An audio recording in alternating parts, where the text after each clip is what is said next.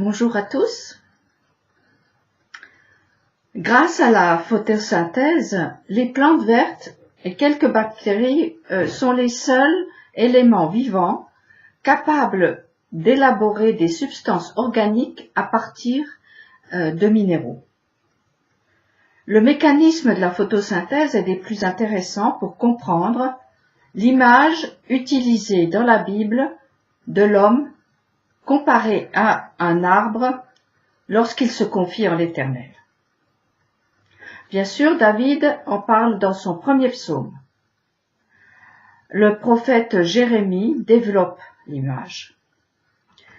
Béni soit l'homme qui se confie en l'Éternel et dont l'Éternel est l'espoir. Il sera tel qu'un arbre planté au bord de l'eau et qui étend ses racines près d'une rivière.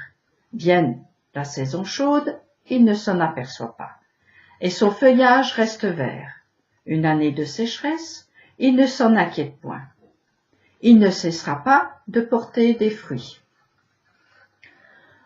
L'eau et la lumière sont les éléments qui alimentent la plante grâce à la chlorophylle des feuilles. En gros, c'est ça. Wikipédia explique très bien le phénomène. Se confier en l'Éternel, c'est plus que croire. Se confier, c'est vivre d'eux.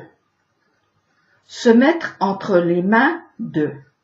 Un peu comme dans un mariage, pour le meilleur et pour le pire.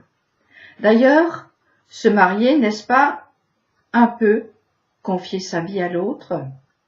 Ceci évidemment dans un climat d'amour et surtout de respect. Pas de soumission, mais dans un climat d'entraide réciproque pour grandir.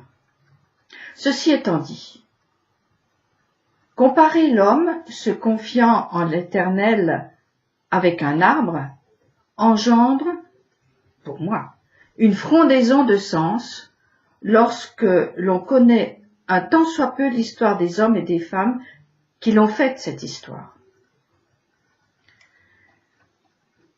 Il y a la promesse formulée par Jérémie, David et d'autres sous des formes différentes, et puis il y a la réalité vécue qui témoigne de la véracité de ce qui a été dit.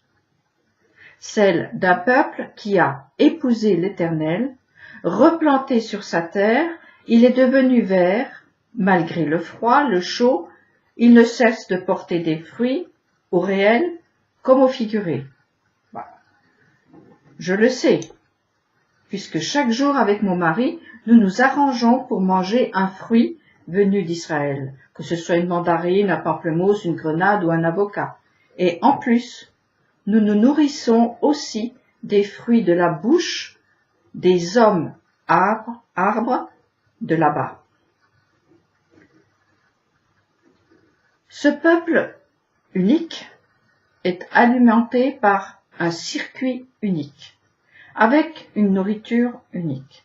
Il est capable de transformer une terre de pierre, de sable, en un verger. Car ce sont des hommes arbres nourris de la lumière et de l'eau de la Torah.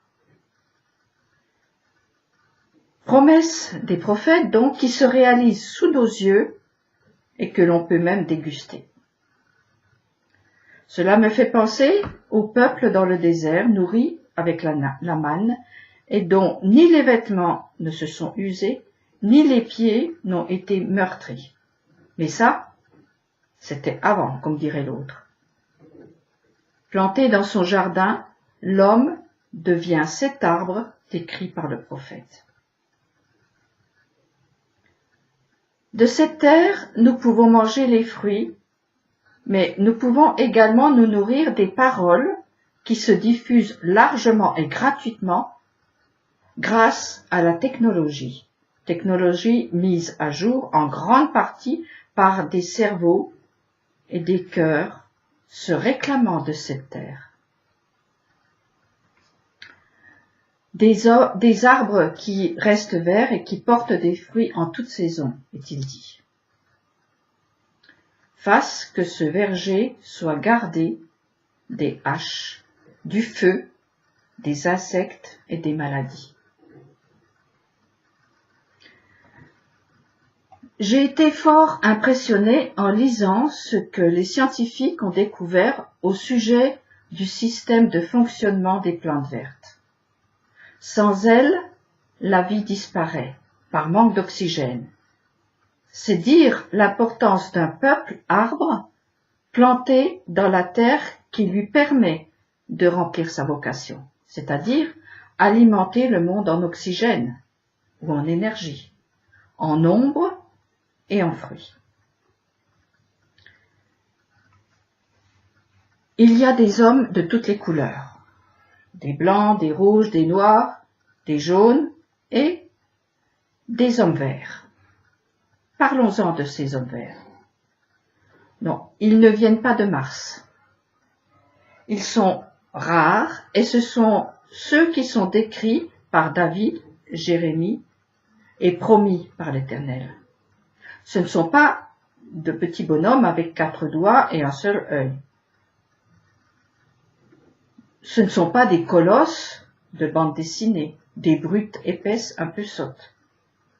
Ce sont des hommes et des femmes extraordinaires, puissants, qui survivent à toutes les vicissitudes naturelles ou provoquées. Leurs racines plongent dans le courant de la vie, mais à une condition, être plantés dans la maison que l'Éternel s'est choisie, c'est-à-dire la terre où coule le lait et le miel. Ce sont les yeux du cœur qui peuvent percer les roches et les couches de sable qui la recouvrent, cette terre. Vous savez, le coup de l'homme vert, ce n'est pas idiot. La Bible parle bien de l'homme rouge, Édom et Adam, l'homme blanc, Laban, la femme noire, l'épouse de Moïse. J'ai même entendu parler de l'homme jaune.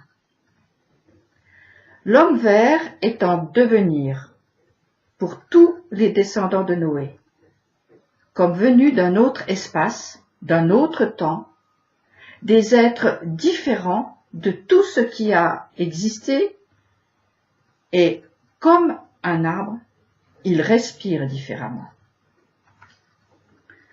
Ézéchiel le prophète a décrit le futur dans une longue vision au chapitre 47 de son livre.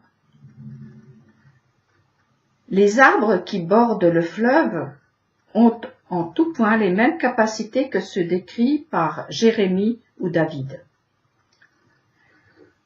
Et qui représentent-ils ces arbres? Quel genre d'hommes? Je vais me permettre une hypothèse. Peut-être Israël, le jouteur puissant, qui a lutté contre des puissances célestes et humaines et est resté fort, dit la Bible. À Péniel, l'homme rouge, tiré de la terre rouge, a lutté toute une nuit et est resté debout. Il est devenu vert, verdoyant, capable de donner des fruits, un Ish plein de vie. Jacob, puisqu'il s'agit de lui, s'appellera désormais Israël. David parle aussi d'un arbre verdoyant qui se dresse, celui-là, avec arrogance. Il s'agit du méchant, qui lui est comparable à l'herbe. Le matin, elle pousse et le soir, elle est coupée. Ce qui fait une grosse différence avec l'arbre vert, qui porte des fruits en toute saison. La descendance du méchant est fauchée lorsque la saison est venue. Ainsi en est-il pour toutes les nations, déconnectées de la source avec un grand L et un grand S, alors qu'Israël vit malgré les sécheresses, les feux, les gelées et toutes les maladies. Rassurez-vous, je ne suis pas dans une admiration béate de ce peuple composé d'individus comme tout le monde, ni mieux ni pire. Je parle d'un devenir pour tous, pour moi et vous qui m'écoutez. être des arbres plantés près des eaux de la vie, des Jacob devenus Israël. Et évidemment, ce sont ces fils qui montrent le chemin et entraînent avec eux ceux qui tiennent le pan de leur manteau, un peu comme les arbres qui s'accrochent au bord du fleuve, qui sort d'une des portes du temple, comme nous le décrit la vision d'Ézéchiel. Fleuve que je ne puis traverser. Là, je vais pousser l'audace jusqu'à poser la question suivante. Le fleuve, ne serait-ce pas le manteau d'Élie, le fameux prophète qui n'est pas mort comme tout le monde et qui doit précéder la venue du Messie? Puis une question subsidiaire. Son manteau serait-il devenu vert? De toute façon, je ne pense pas que ce soit une question de couleur, mais plutôt une transformation radicale qui touche toutes les structures, qui répondent alors à des lois surnaturelles, un peu comme un changement d'identité. Changement décrit dans la Bible par des changements de nom. Par exemple, Avram est devenu Abraham, Sarai, Sarah, Jacob, Israël. De son vivant, chacun d'entre nous a 3 défis à relever: le temps, l'espace et l'être. L'homme qui se confie en l'Éternel résout le problème du temps. Il ne subit pas les saisons. Il a un espace, le haut et le bas, et il a une identité.